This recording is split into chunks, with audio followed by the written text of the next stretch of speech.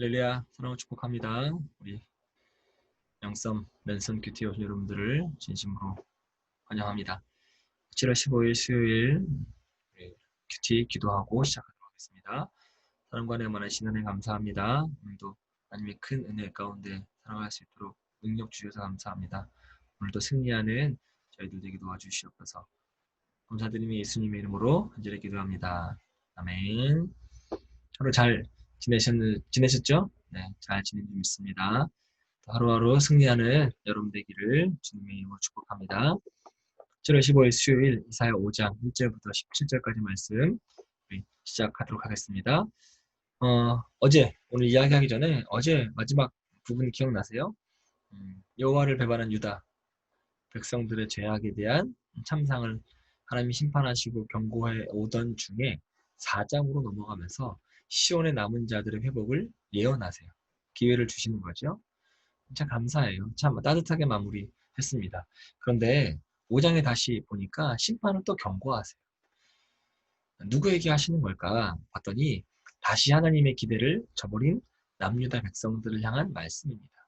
하나님은 어떤 하나님이시냐면 선택한 백성, 선민들을 완전히 버리지 않으시고 남은 자를 중심으로 회복시키실 것 약속하시는 하나님이긴 하지만 또 그와는 별개로 범죄한 남유다에 대한 하나님의 공의로운 심판이 있을 것이다 라고 하는 예언을 하시는 분이 또 하나님이세요. 즉 죄악에는 심판이 있을 것이다 라고 이야기하면서 그 사람들에 대한 경각심을 불러일으키기 위한 장이 오늘 5장에 대한 이야기입니다. 그러면서 나오는 이야기가 1절부터 7절까지 유명한 포도원 이야기가 나와요. 그럼 이 비유는 여호와 하나님께서 이스라엘을 선택하시고 그들에게 가나안 땅을 주시고 그들에게 거룩한 백성으로 삶을 기대하셨어요. 그런데 그 백성들이 그 기대를 다 저버리고 여호와의 심판을 당하기까지의 과정을 압축적으로 보여주고 있는 것이 오늘 이사야 5장 1절부터 7절까지 말씀입니다. 특별히 마지막 절 7절에 보면 그 비유의 뜻을 저는 명확히 이야기해주고 있는데 그 이따가 다시 한번 보도록 하겠습니다. 앞에 부분부터 자세히 한번 볼게요.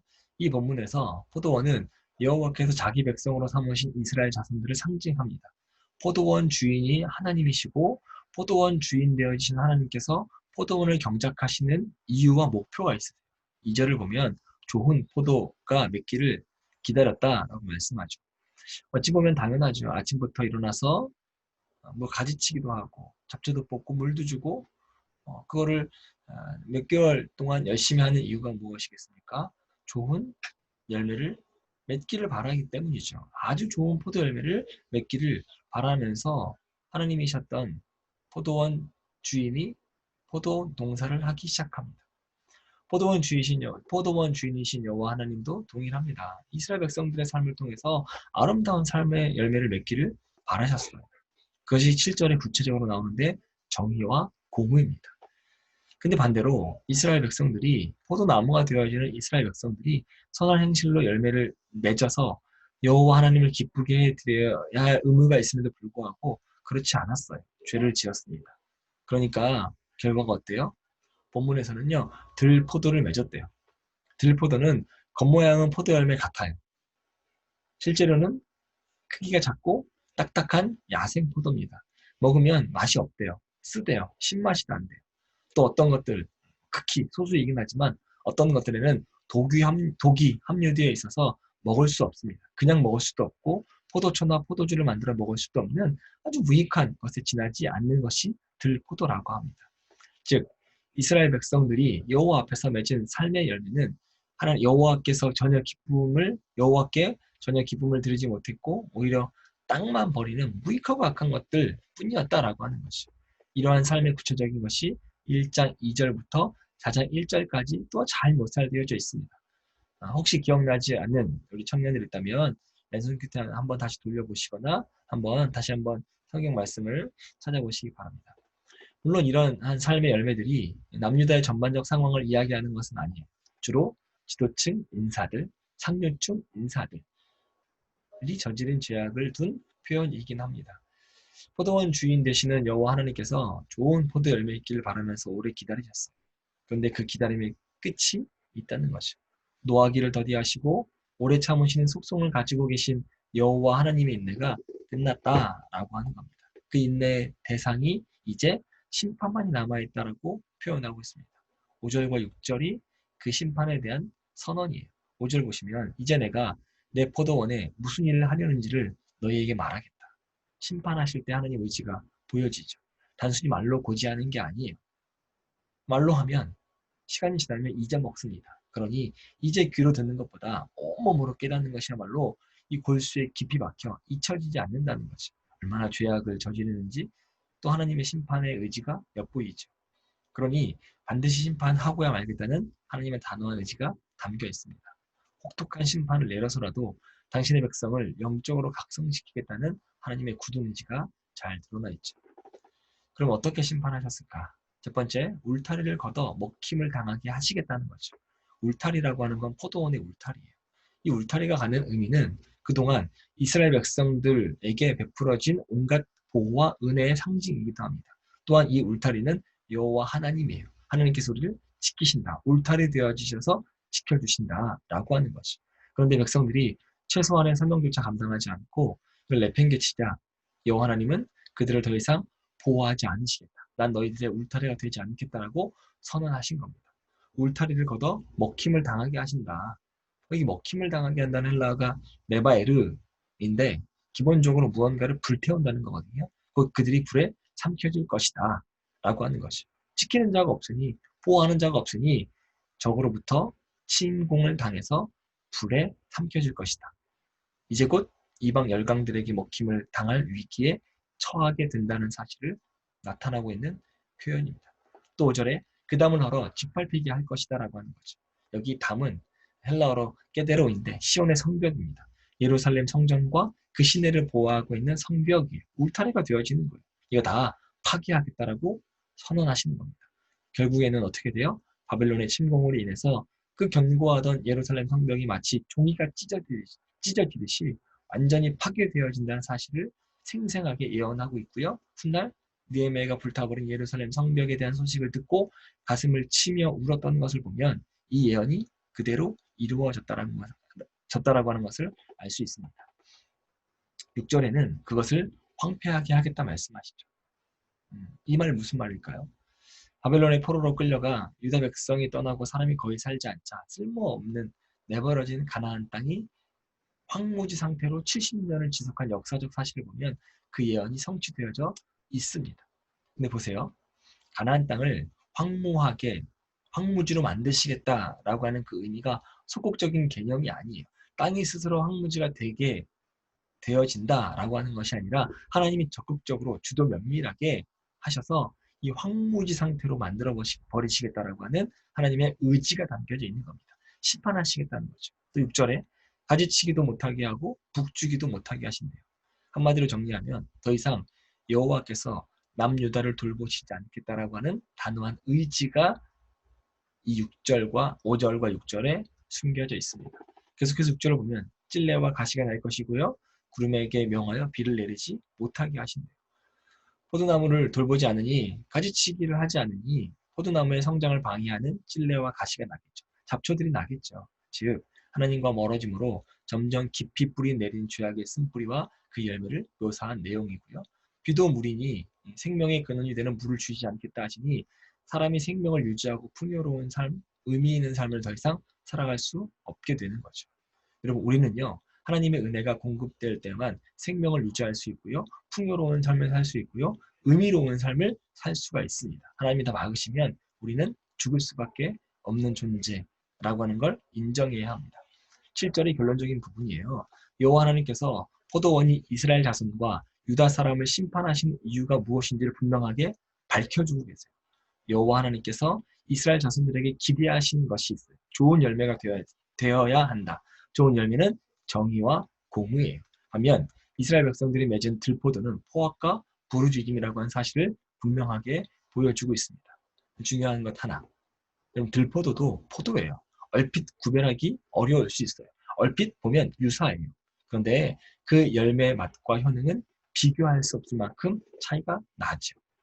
우리는 하나님을 속일 수 없는 분입니다. 속일 수 없어요. 하나님은 그런 운속임에 넘어가지 않는 분이에요. 사람은 속일 수 있어요. 그런데 하나님은 정확히 아세요. 포도인지 들포도인지. 그래서 모양은 포도인데 속은 썩어진 모습. 그 모습 보시고 하나님께서 분노하시고 심판에 이르게 된다라고 하는 거죠. 여러분, 우리도 동일합니다. 종교적인 모습, 이게 필요한 게 아닙니다. 나보러 주여 주여 하는 자마다 하늘나라에 갈 것이 아니라 아버지의 뜻대로 살아가는 사람만이 하늘의 시민권자가 된다는 거죠. 우리가요, 하나님과 올바른 관계를 맺고 사회 속에서 정직하게 살아가는 모습, 우리 하나님이 원하세요. 하나님과 올바른 관계를 맺고 산다면 억울한 사람들의 눈물과 신음이 없는 평화로운 사회를 우리가 이루어 나갈 수 있겠죠. 그런데 반대로 올바른 관계를 맺지 못하고 계속 죄악으로 살아간다라고 한다면 하나님의 백성이 포악과 부르짖음의 열매를 만들어내는 기가 막힌 현실이 우리 앞에 놓여 있다라고 하는 사실을 잊지 않는 여러분 되시기를 바랍니다. 8절 이후부터 17절까지는 8절부터 10절은 땅을 독점하고 있는 자들에 대해서 화를 선포하세요. 심판하시겠다라고 하는 거죠. 11절부터 17절은요. 술에 취해 연애를 즐기는 자들에 대해서 화를 선포하세요. 이 두 가지 묵상하면서 현재 우리가 살고 있는 모습 그대로 성경에서 말씀하고 있는 듯해서 참 신기하기도 합니다. 그래서 우리가 성경을 지속적으로 묵상해야 해요. 옛날 이야기로 그치는 것이 아니라 옛날의 이야기와 죄악들이 지금 우리 현실에 그대로 행해지고 있기 때문이죠. 성경에서 답을 찾으셔야 합니다. 정의와 공의의 삶이 성경에 나와 있거든요. 오늘도 수고하셨습니다. 이 영상 가지고 묵상하시길 바라고요. 오늘도 역시 찬양으로 마무리했으면 좋겠습니다. 오늘의 워십, 그 크신 하나님의 사랑 듣고 오늘 영성 큐티 마무리하도록 하겠습니다. 우리 영성 모두를 사랑하고 축복합니다. 내일 만나겠습니다.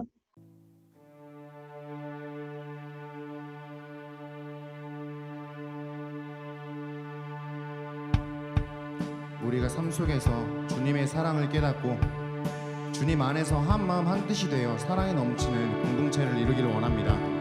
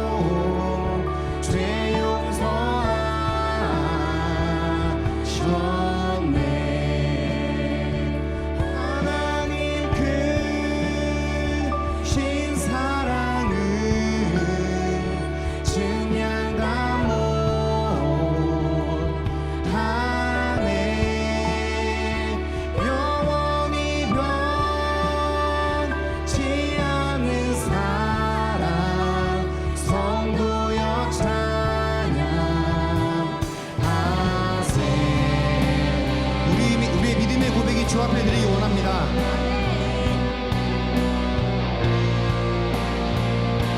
다 같이 찬양합니다. 괴로운 시절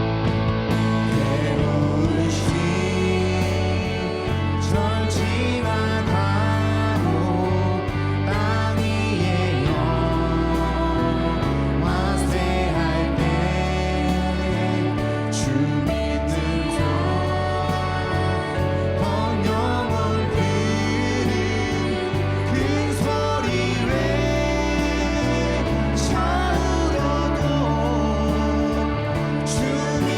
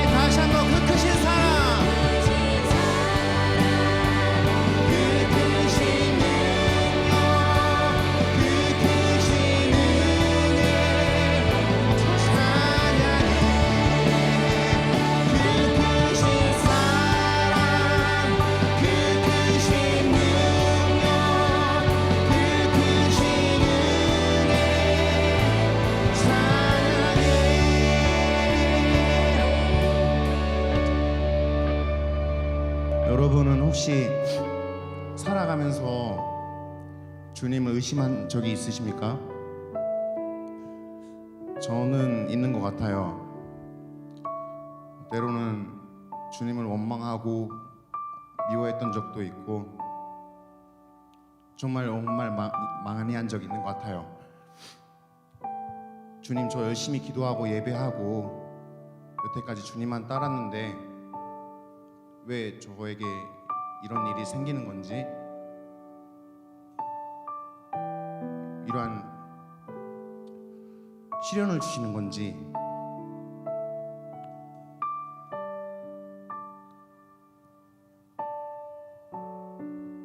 미워하고 주님을 멀어지려고 한 적도 있는 것 같아요, 스스로가. 그런데 참 사람이 한 번만 도와주시면 안 될까요? 주님, 제 곁에 내 편이 돼주세요. 그러면서도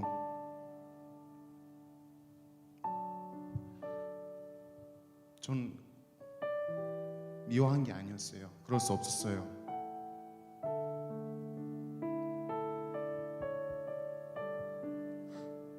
주님은 우리를 놓지 않으셨어요.